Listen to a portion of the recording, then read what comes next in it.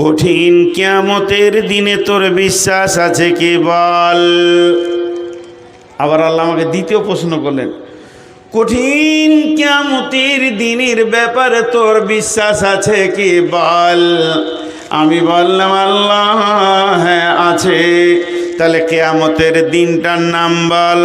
কিয়ামতের নাম কিয়ামত, কিয়ামতের নাম মাহশর, কিয়ামতের নাম ইয়াউম, কিয়ামতের নাম ইয়াউমুল আযীম, কিয়ামতের নাম ইয়াউমুল ফসল, কিয়ামতের নাম কারিয়া, কিয়ামতের নাম হাক্কা, কিয়ামতের নাম সালা, কিয়ামতের একটা নাম হচ্ছে ইয়াউমুল হিসাব, সেটা হিসাবের দিন। ইয়াউমুল ফসল, সেটা জুদাইয়ের দিন।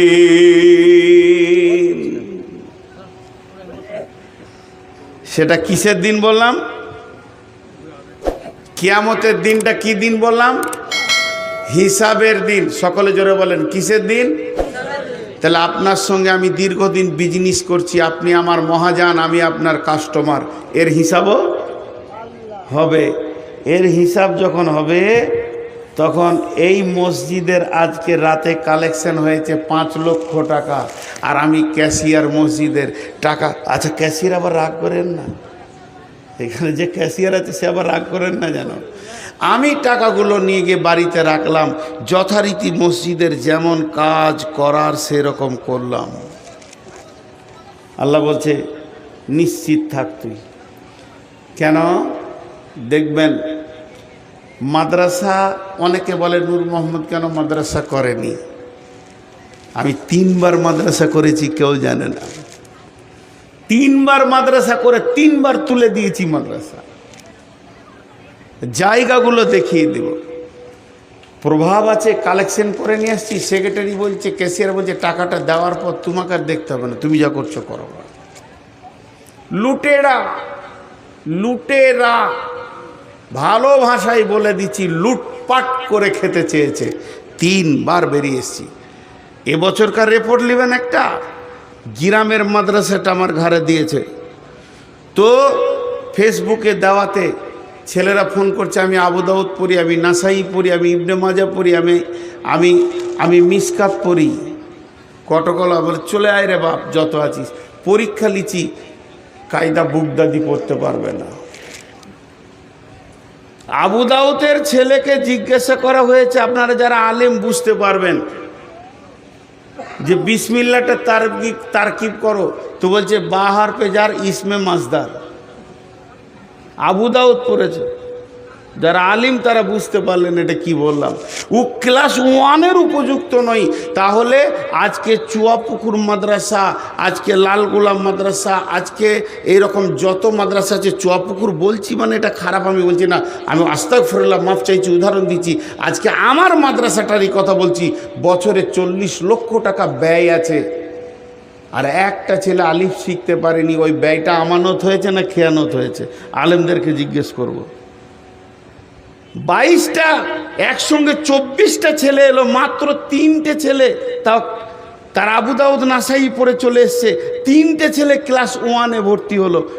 ওদেরকে বোঝানো হলো, বলে হুজুর যে ক্লাসে নেবেন ওটাতেই হবো, আমরা আলেম হতে চাই। আর বাকিগুলো কেটে পড়লো, KP, কেটে পড়। টিকছে না। আমি বলে দিয়েছি 10টা শিক্ষক আছে, 10টা শিক্ষক থাকবে, 3টে ছেলে থাকবে, 3টে। 10টা শিক্ষকের বেতন দিব, 3টে ছেলে থাকবে। অভিভাবকদেরকে বলছি, বিশেষ করে আপনাদের হাতগুলো ধরছি, পাগুলো ধরছি, মাসে 3 বার সুগার চেক করেন। যে ছেলেগুলো কলেজে, ইউনিভার্সিটিতে, মিশনে পড়ছে, তাদের রেজাল্টটা 2 বার পড়ে দেখেন যে আমার ছেলে কত নাম্বার পেয়েছে, খোঁজ নেন। আর যেটা মাদ্রাসায় পড়ছে, খালি অপেক্ষা করছেন যে কবে মাংস ভাত খাবো আর ছেলের মাথায় পাগড়ি লাগবে, কিন্তু আসলে ছেলের ভিতরে কিছু ঢুকছে না, এ খবর আপনি নাই। নিয়ে আসেন আপনার ছেলেকে চুয়াপুকুর মাদ্রাসায়, নিয়ে আসেন আপনার ছেলে কোন মাসে পড়ছে, আমি এখানকার হেড মৌলানাকে দিয়ে আপনার ছেলেটাকে টেস্ট করেই দিব, দেখবেন ক্লাস 1-এর উপযুক্ত নয়। তবে সবগুলি কি তা নয়, সবগুলি কি তা নয়। তো আল্লাহ তাবারক ওয়া তাআলা বলছেন যে শোন, সেটা হিসাবের দিন, সেই দিন হিসাব হবে আমানতের খিয়ানতির। কেমন? একবার মাদ্রাসার হিসাবে বসবেন, জি এটা আমার বেটার বাড়ি, এটা আমার মেয়ের বাড়ি, ওটা আমার ছোট বেটা, এটা বড় বেটার বাড়ি বানালাম। আমি আব্বা দাঁড়িয়ে বানালাম। ছেলেরা বিদেশে কাজ করে, বাড়ি বানাতে গিয়ে মিস্ত্রি বলল 20 প্যাকেট সিমেন্ট লাগবে। চলে গেলাম বাস স্ট্যান্ডে, সিমেন্টগুলো একটা গাড়িতে চাপালাম, মেশিন ভ্যানে ভুটভুটিতে চাপালাম। গাড়িওয়ালা বলছে 20 প্যাকেট একসঙ্গে যাবে না, 50 প্যাকেট যাবে না। আমি বলছি পেছনে ঠেলতে ঠেলতে নিয়ে যাব। সেখানে গেলাম, আসলাম, আমার 1 টাকাও খরচা নাই, কারণ বাড়ি থেকে মুড়ি খেয়ে চা খেয়ে গেছে, আবার বাড়িতে এসে রুটি খাবো, কোনো খরচা নাই। দিয়ে আমি বাড়িটাকে তিলে তিলে লিভার বাঁচাচ্ছি, তিলে তিলে পয়সা বাঁচাচ্ছি, তিলে তিলে টাকাকে বাঁচিয়ে সুন্দর বাড়িটা বানালাম। আর যখনই মসজিদের দায়িত্বটা আমাকে দিয়ে দিল, আমি এবার ভাউচার বানাচ্ছি। চুয়াপুকুর টোটো ভাড়া হচ্ছে 10 টাকা, আবার ডাউন ভাড়া হচ্ছে 10 টাকা, 10 ব্যাগ সিমেন্টের দাম হলো 4000 টাকা, আর আমার টিফিনের ভাউচার হচ্ছে 550 টাকা। আল্লাহ বলছে আয় হলার মাপবো, কারণ সেটা কিয়ামতের দিন। এর জন্য আল্লাহ কোরআনে বলছে এই টাকাটা তুই হাত দে রে নূর মোহাম্মদ, যদি তোর কিয়ামতের বিশ্বাস থাকে তুই জুমার দিনে লোককে হিসাব বুঝিয়ে দিবি। গায়ের লোক বলবে নূর মোহাম্মদ ভালো ছেলে, টাকা মেরে খায়নি, কিন্তু মসজিদের তিলে তিলে হিসাবে এ টাকা ওই লোকগুলির টাকা নয়, ওরা আমাকে দিয়ে দিয়েছে, ওরা আমার কাছে কিয়ামতের দিনে বুঝে নিবে, আমাকে পরিশোধ ওদেরকে করতে হবে। এখন এই টাকা আল্লাহর টাকা, এই নোট 3টে পড়ে রয়েছে আল্লাহর, আমি তার গোলাম, টাকাটা নিতে এলাম। আল্লাহ বলছে ঈমান থাকে তো নে, আখিরাত যদি বিশ্বাস করিস তো তুই টাকাতে হাত দে। কারণ পৃথিবীতে যতবার তুই হিসাব শোনা না কেন মুসাল্লিদেরকে, গাঁওয়ালাকে, এতে আমি আল্লাহ সন্তুষ্ট নয়। কঠিন কিয়ামতের দিনে আমি প্রত্যেকটি মসজিদের ইটের, প্রত্যেকটি সিমেন্টের রডের আমি তিলে তিলে তোর কাছে হিসাব বুঝে নিব। 3 নম্বরে বলছেন ওয়াকামাস সালাতা, তুই নামাজ পড়িস কিনা বল, যদি নামাজ পড়িস তো আমার মসজিদের দায়িত্ব নিবি, নামাজ না পড়লে তোর মতো বেঈমানকে কেমন আযাব দিতে হয় আমি রেডি হয়ে আছি। কারণ জবরদস্তি করে সমাজে নাম নেওয়ার জন্যে তুমি মসজিদের মতোয়াল্লি কমিটি হয়ে থাকবে, আমি আল্লাহ ছেড়ে দিব না, তোমাকে 5 ওয়াক্তের নামাজই পড়তে হবে। আমি একটা প্রশ্ন করব, যে উত্তর দিতে পারবে তাকে, তার কাছে 2000 টাকা নিব।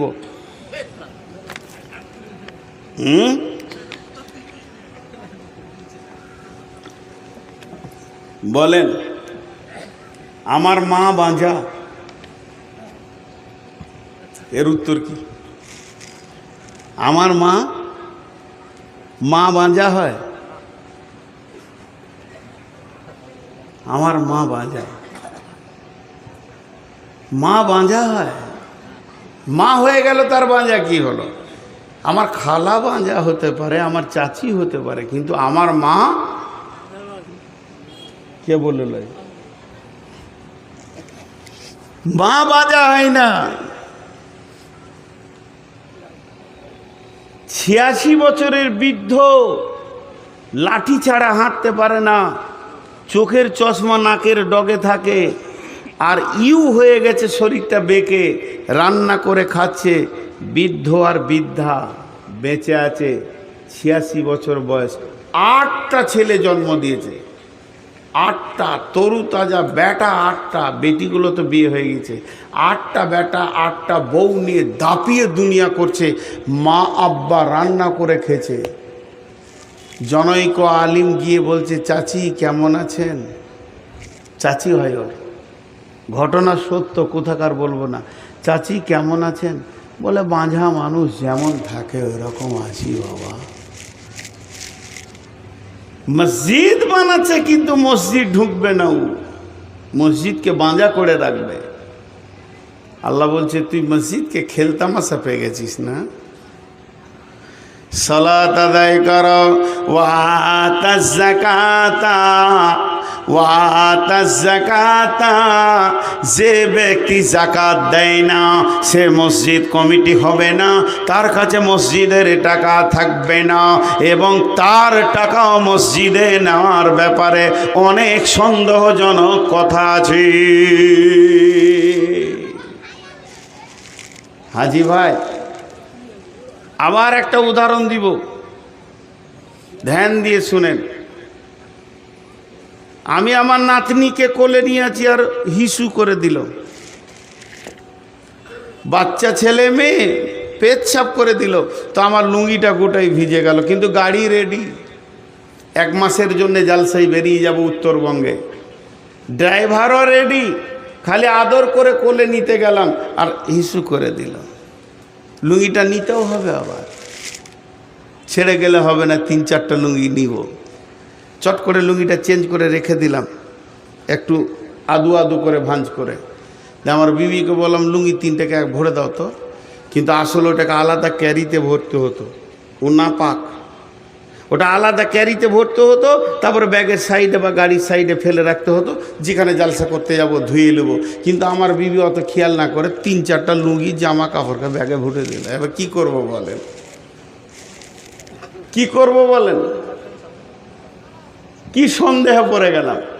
হে বেজাকাত, হে সুদারু, তোমার টাকা না পাক, তুমি বেঈমান, আল্লাহকে যাকাত দাওনি, অতএব আল্লাহর পবিত্র টাকা তোমার আলমারিতে ভরবে। এটা কেমন করে হয়? না পাকের জায়গায় পাক টাকা যাবে কেমন করে? বেজাকাত কোনোদিন তুমি দান করো না, আর বেজাকাত ওয়ালা মসজিদ কমিটিও হবে না, তার কাছে আল্লাহর টাকা থাকবে না।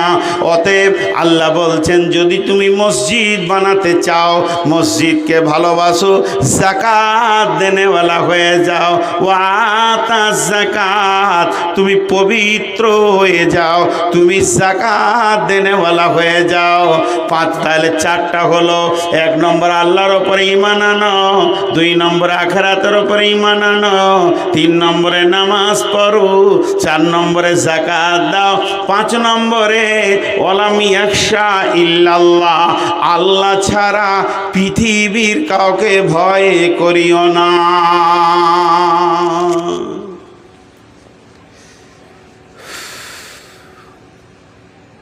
আপনারা মুখ খুলেন একটু। ভালো মানুষ, ইমানদার মানুষ মসজিদের কমিটি আছে না নাই? আছে না নাই?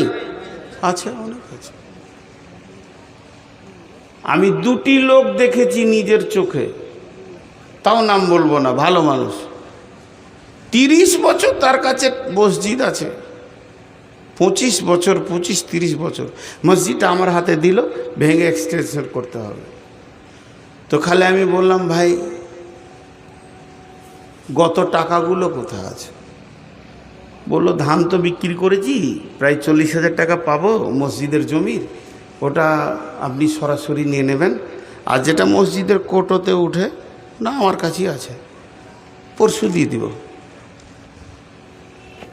30 বছরের টাকা নিয়ে এসে যখন মসজিদে ঢেলে দিলে, তো টাকাগুলোকে চিট ছাড়াতে হচ্ছে, 1 টাকা লাড়েনি, যেমন কারো এরকম, যে সপ্তাহে যেটা উঠেছে ওইটাকে ওই রকম গিড়া দিয়ে মেরে ভরে দিয়েছে, 1 টাকা লাড়েনি। এরকম 2টি লোককে দেখেছি, মসজিদের টাকা যেমন কার ওই রকম, ওই নোটটাই ওর ঘরে একটা 500 টাকার নোটকে ভাঙিয়ে খুচরা করে কাউকে দিতে হবে, ও পাড়া পাড়া ঘুরেছে, আর ওর হাঁড়ির ভিতরই মসজিদের 50-60 হাজার টাকা রয়েছে, যেগুলো খুচরোতে ভর্তি, হাত দেয়নি। 2টা লোক পেয়েছি। এই লোকগুলোকে আল্লাহ বলছেন, এই লোকগুলোকে আল্লাহ কি বলছেন? ওয়ালাম ইয়াখশা ইল্লাল্লাহ, তুই ভালো আমি জানি, তোর মধ্যে এই বেঈমানি নাই, আর তোরও বিশ্বাস আছে আমি আল্লাহর কাছে ভালো, আল্লাহর টাকা এধার ওধার করিনি, কিন্তু তুই যে সমাজে বাস করছিস সমাজের লোক তোকে কথা বলতে ছাড়বে না, মেরে নিলে, লুটে নিলে, খেয়ে নিলে, খবরদার তাদের কথা শুনে যেন আমার টাকা তুই জমা দিয়ে দিস না, দায়িত্ব ছেড়ে দিস না। যদি তুই ছেড়ে দিস কোন বেঈমানের হাতে চলে যাবে, ভয় তো আমাকেই করবি, আর কাউকে ভয় করিস না। ওয়ালাম ইয়াখশা ইল্লাল্লাহ, আল্লাহ ছাড়া কাউকে ভয় করবি না। জি, আজকে আমাদের অবস্থা কি? বিশ্বনবী মক্কা থেকে যখন মদিনা গেলেন 13 রাত 12 রাত 13 দিন তিনি সফর করেছিলেন। জেদ্দা উপকূল হয়ে লোহিত সাগরের একদম কিনারা ধরে বিশ্বনবী মদিনা মানবরায় গিয়ে পৌঁছালেন। মদিনাওয়ালা বলছেন, ইয়া রাসূলুল্লাহ আমার ঘরে আসেন, ইয়া রাসূলুল্লাহ আসেন। নারী পুরুষ সবাই যেন রসুলের সামনে হাজির। তখন পর্দার আয়াত নাজিল হয়নি। বিশ্বনবী বললেন, আমি আমার উটের লাগাম ধরব না, আমার উট যেদিকেই যাবে আমি তার ঘরে গিয়ে মেহমান হয়ে যাব। হযরত আবু আইয়ুব আনসারীর বাড়িতে একদম পশ্চিম দক্ষিণ কোণে মদিনার এক পাশে তার ঘরে বিশ্বনবী মেহমান হয়ে গেলেন। তারপরে নবীজি বললেন, হে আমার সাহাবীরা, আমি একটা মসজিদ বানানোর প্ল্যান নিয়েছি, তোমরা আমার সঙ্গে উদ্যম হয়ে যাও। সেই মসজিদের তিনি ভিত রাখলেন এবং ভিত রাখার পর তিনি বললেন, কেউ যদি এই মসজিদে এসে 2 রাকাত নামাজ পড়ে সে 2টি কবুল উমরা হজের নেকি পাবে। সেই মসজিদটার নাম হলো মসজিদে কুবা। এরপরে বিশ্বনবী বললেন, আমি আর একটা মসজিদ বানাবো, যে মসজিদটা হবে সারা পৃথিবীর দাওয়াতের সেন্টার, তবলিগের সেন্টার। সেখান থেকে তবলিগের বিদ্যুৎ যেন চারিদিকে কেবেলে ধরতে থাকবে। সেই মসজিদটার নাম মসজিদে নববী। বিশ্বনবী বললেন সাহাবীদেরকে, সাহাবীরা বলেন, ইয়া রাসূলুল্লাহ, ইয়া হাবিবাল্লাহ, আপনি দেখেন কোন জায়গাটা চয়েস করছেন। বিশ্বনবী দিয়ে চয়েস করলেন, এই জায়গাটা হলেই ভালো হয়। এবার সার্চিং করো, জায়গার মালিককে সার্চিং করতে করতে পাওয়া গেল 2টি এতিম বাচ্চা, তাদের বাবা নাই, 2 জন না বালক। তাদেরকে ডাকা হলো। দয়ার নবী বললেন, সোনামানিক, তাদের গালে হাত দিয়ে, ও সোনামানিক রে, তোমাদের জায়গাটা আমি পছন্দ করেছি, এখানে মসজিদ বানাবো, এবার তোমরা বলো। 2 জনে আনন্দে আত্মহারা হয়ে চোখের পানিতে খুশিতে বলছেন, ইয়া রাসূলুল্লাহ, আল্লাহর জন্য ওয়াফ করে দিলাম। নবীজি বললেন, আলহামদুলিল্লাহ, কবুল করে নিলাম, তবে কিছু মাল না দিয়ে আমি মসজিদ বানাবো না।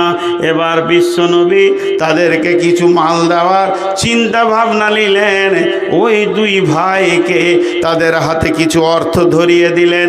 কেন অর্থ ধরালেন এ ব্যাপারে ইতিহাসবিদরা লিখেছেন, ওরা তো ফ্রি দিয়ে দিয়েছিল, কিন্তু অর্থ দেওয়ার কারণ বিশ্বনবী দেখলেন যদি সামান্যতম মাল না দিই এমনিতেই এতিম, তারপরে কাফের বেঈমানেরা বলবে নবী মুহাম্মদ জবরদখল করে এতিমের মাল, ওদের কোনো শক্তি ছিল না, ছিনিয়ে নিয়ে মসজিদ বানিয়েছে। এই কলঙ্কটা পৃথিবীর বুকে হতে দিব না, ইতিহাসকে নোংরা করতে দিব না। তাই তাদের হাতে কিছু অর্থ ধরিয়ে দিয়ে ওই জায়গায় মসজিদ বানালেন, যে মসজিদটার নাম হচ্ছে মসজিদে নববী। কিছু না হলেও ছাদের ভিতরে মানে 10 থেকে 15 লক্ষ লোক নামাজ পড়বে। এই মসজিদটা বর্তমান সরকার, এই মসজিদটা বর্তমান সরকার যা আছে এর আরও ডবল বানানোর জন্যে উঠে বেড়ে লেগেছে। সমস্ত হোটেল 5 স্টার 7 স্টার হোটেলগুলো ভেঙে চুরমার করে দিয়ে মসজিদ বানানোর কাজে নেমেছে। অতএব বন্ধুরে, মসজিদ এমন একটা জিনিস, আল্লাহর ঘর। তাই বিশ্বনবী বলে গেছেন, মান বানা লিল্লাহি মসজিদান বানাল্লাহু লাহু বাইতান ফিল জান্নাহ।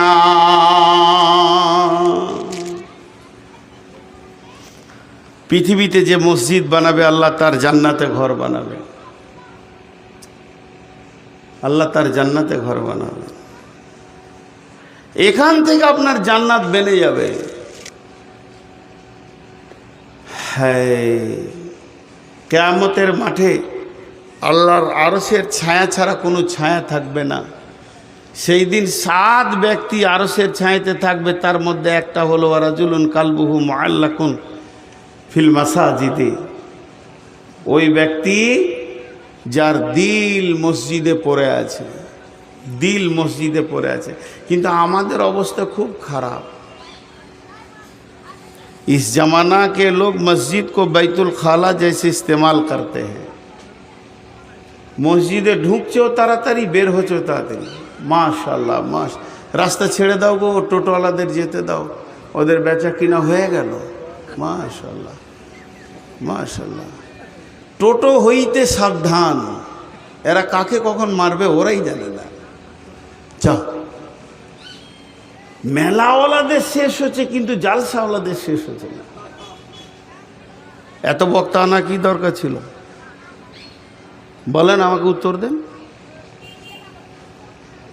2টা বক্তাই তো যথেষ্ট ছিল, সন্ধ্যার দিকে একটা, এখন একটা, 10টার মধ্যে শেষ হয়ে যাবে। আলহামদুলিল্লাহ, হয়ে গেল জালসা।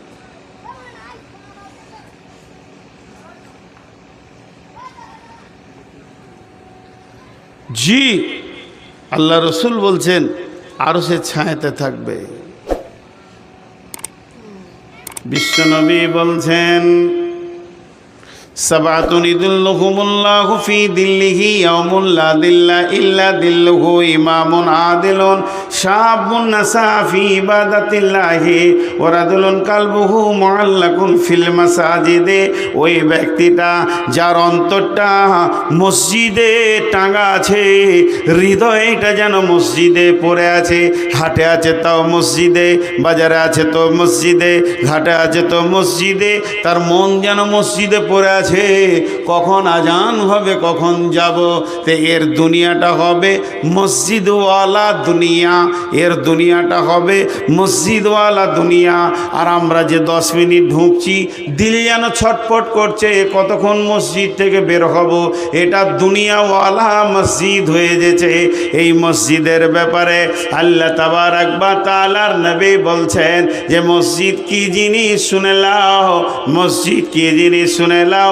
এমন একটা জামানা আসবে, ও জাহারাতিল আসওয়াত ফিল মাসাজিদে, মসজিদে জোরে জোরে দুনিয়ার গল্প করবে, মসজিদকে ক্লাব ঘর বানাবে, বটখানা বানাবে।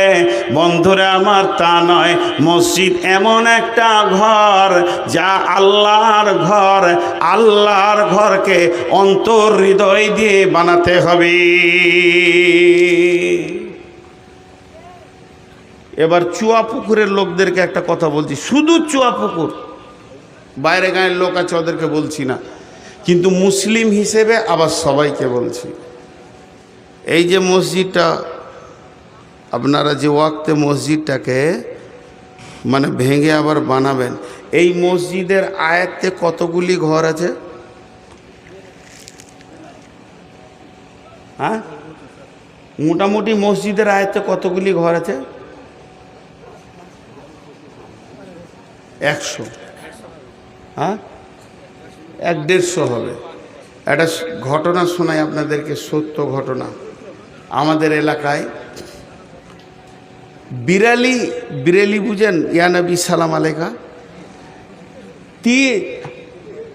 700 ঘরের গ্রাম, গোটাটাই বিরেলি, 600-700 ঘর। তার মধ্যে 85 থেকে 86 ঘর আকিদা চেঞ্জ করে নিয়েছে আর কি। হঠাৎ ওরা অবাক, ওরা সব চলে এসছে সহি আকিদার ওপরে। তোদের কার মসজিদে উঠতে দেয় না, তোরা বেরিয়ে যা। এবার গায়ে যতই হোক পারবে, বলছে মসজিদ তো তোদের একা নয়, তোর ওই মসজিদ যদি নিবি তো মসজিদের যেটা জায়গা আছে ওটা আমাদেরকে দে, আমরা মসজিদ বানিয়ে নিই। একটা মিউচুয়াল হয়ে ওদেরকে একটা জায়গা দিয়ে ওদেরকে আলাদা করে দিয়েছে। ওরা এখন ধান্দা করছে যে নূর মোহাম্মদকে নিয়ে আসবো তো মসজিদ হয়ে যাবে, 2-3টে মসজিদ বানিয়েছে। কিন্তু আমি যে লোকের কাছে মেঘে বানাচ্ছি, আমি তো আর ধরেন বিদেশ থেকে টাকা, বড় বড় কোম্পানির টাকা তো আমার কাছে নেই, আমি লোকের কাছে দরজায় চেয়েছে বানাচ্ছি। তা আমাকে নিয়ে গেল, এরকম বায়ান করলাম, মহিলারাও বায়ান শুনছিল। খালি ওদেরকে একটা কথা আমি বলেছি, 80টা লোকের 80টা ঘর, 80টা লোকের 80টা ঘর, সবাই নিজে নিজে ঘর আছে না নাই? আর 80টা লোকের একটা ঘর, পয়সা কেন চাইবে বাইরে গায়ে? বাইরে গায়ের লোকের কাছে পয়সা কেন চাইবে? আজকে চুয়াপুকুরের লোকগুলোকে আমি মুসলমান হিসেবে দাবি রেখে বলছি, আবদার করে বলছি, 150টা লোকের একটা ঘর। কি জানতে দিব লোককে, কখন 2তলা হয়ে মার্বেল লেগে যাবে? 150টা লোকের একটা ঘর, 1 লক্ষ করে টাকা দেন, 1.5 কোটি টাকা, 50,000 দিলে 75 লক্ষ টাকা। কেন দিবেন না? দিবেন নাটা কেন? এটা আল্লাহর ঘর, আপনার পাড়ার, আপনার। আবদার করেন। জি, আজকে জুমার খুতবা খুব কষ্ট করে উঠেছি।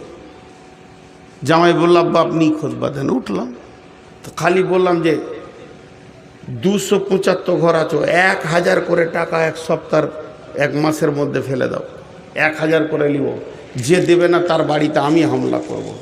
টাকা দিতে শুরু করেছে। মসজিদের একটা বড় সাবমার্সেল করে, আমাদের দিকে একটা সাবমার্সেল 70, 80, 90 হাজার টাকা খরচা হবে, কিন্তু বাৎসরিক 40 থেকে 50 হাজার টাকা ইনকাম আছে। সাবমার্সেলটা বসাবো, 4খানা সাবমার্সেল বসিয়ে দেবো মাঠে মসজিদের নামে, ইনশাআল্লাহ 1.5 লক্ষ টাকা দেখতে হবে না, মসজিদের ইমামের বেতন আরামসে আসবে। তো শুধু অঙ্ক করেন, মসজিদটা কত ফুট বাই কত ফুট আছে। আমি মসজিদের কথা বলছি, বিরক্ত হবেন না, যে কাজে এসছি সেই কাজের কথা বলছি। মসজিদটা কত ফুট বাই কত ফুট আছে বলেন? তাও হিসাব নেই।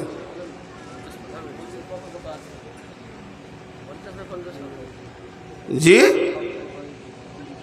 হ্যাঁ হ্যাঁ, 30 বাই 70 কি করে হবে? আপনাদের মসজিদ 30-25 হবে, দেখেন 30-25-এর বেশি হবে না, জান? হ্যাঁ হ্যাঁ, মানে উত্তর দক্ষিণে 30 হবে, পূর্ব পশ্চিমে 25 হবে। আমার আইডিয়া, মসজিদ ঢুকি বলে দিয়েছি আমি, 30-25 হবে। তো আমি 30-30 করছি, তাহলে কত হচ্ছে? 30 গণিত 30, হ্যাঁ 900 ফুট জায়গা, প্রতি স্কোয়ার ফুটে 1800 টাকা খরচা হবে। জান, প্রতি স্কোয়ার ফুটে 1800 টাকা খরচা হবে। খুব শৌখিন করলে 2000 টাকা খরচা হবে স্কোয়ার ফুটে। 18 লক্ষ টাকায় মসজিদটা চকচক করবে এবং 2তলা মার্বেল হয়ে ঝকঝকে হয়ে যাবে। 15 থেকে 18 লক্ষ টাকা লাগবে। 18 লক্ষ টাকা, 150 ঘর। 18 লক্ষকে 150 দিয়ে ভাগ করে দেন, নিজে টাকা বের করেন। আর নিজের রক্ত ঘামার টাকা দিয়ে যখন মসজিদ করবেন, তো মসজিদটা দেখবেন তো কলিজাটা ঠান্ডা হবে। বিনা প্রসব যন্ত্রণায় আল্লাহ মেয়েদেরকে সন্তান দিতে পারতেন, আল্লাহর সে ক্ষমতা ছিল। প্রসব যন্ত্রণা এই জন্যই দিয়েছে যে সন্তানের প্রতি মায়ের মায়া মমতা ব্যথা বাড়বে। প্রসব যন্ত্রণা বেশি, মায়া তত বেশি, যত কষ্ট বেশি তত মায়া বেশি। নিজের রক্ত ঘামানো পয়সা দিয়ে যখন মসজিদটা বানাবেন, সারা জীবন মসজিদে ঢুকলে চোখের পানি পড়বে। আর বিদেশি টাকাতে চকচকে করে নেবেন, মসজিদে মন বসবে না। আমি যেটুকু পেয়েছি, আমি একটা মসজিদে 6 বছর ইমামতি করেছি, মাদ্রাসায় শিক্ষকতা করেছি, শুধু বক্তা নয়, তো ইমামতি করতে গিয়ে বলেছিলাম যে এই মসজিদে 2 লক্ষ টাকা কাজ হবে, বাইরে থেকে 1 টাকা নিব না, যুবকরা তোমরা বলো। বলে কি করতে হবে? বলে সরকারি কাজ এসছে একটা 2.5 লক্ষ টাকার, কেলেনকে এক্সটেনশন করতে হবে, কাটতে হবে, তোমরা গোটা গাঁয়ের যুবক এক হয়ে যাও, টাকাটা করে দাও, মসজিদের জন্য কাজটা করে দাও। তারা 1.5 সপ্তাহ ধরে খাটলো, মাটি কাটলো, পুরা কাজটাকে কমপ্লিট করে দিয়ে ইঞ্জিনিয়ারকে দেখিয়ে দিয়ে 2.5 লক্ষ টাকা তুলে নিয়েছে, মসজিদকে জমা করে দিল। ওই ছেলেগুলো মসজিদে এসে যখন তহরিমা বাঁধবে, চোখে পানি পড়বে, চোখে পানি পড়বে। অতএব কিছুগুলো প্ল্যান আপনাদেরকে দিলাম, যে প্ল্যানে আমি মসজিদগুলো বানিয়েছি। ভাইরা আমার, আল্লাহর নবী বলছেন, মান বানা লিল্লাহি মসজিদান বানাল্লাহু লাহু বাইতান ফিল জান্নাহ, যে পৃথিবীর বুকে মসজিদ বানাবে, আমার রব তার জান্নাতে ঘর বানাবেন, জান্নাতকে সাজাবেন, সুন্দর করে সুসজ্জিত করে দেবেন। অনেক কথা আপনাদের সঙ্গে হলো, কতক্ষণ বকলাম, কতক্ষণ বললাম? 1.5 ঘন্টা। মাথা খারাপ, এখনো বোকা বানাতে চাইছে। 40-এ উঠেছি, 10। যদি ঘড়ি না দেখি তা আমার শরীর আমাকে বলে দেবে যে এখন 1.5 ঘন্টা চলছে। জি।